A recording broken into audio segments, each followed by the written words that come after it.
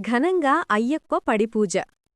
నల్లగొండ జిల్లా చండూరు మండల కేంద్రంలో భవానీ హాస్పిటల్ యజమాన్యం డాక్టర్ రవికుమార్ ఆధ్వర్యంలో ఆయన స్వగృహంలో అయ్యప్పస్వామి పడిపూజ ఘనంగా నిర్వహించారు. పడి వెలిగించి భక్తులకు హారతులిచ్చారు. అనంతరం అయ్యప్పస్వాములకు భిక్ష ఏర్పాటు చేశారు.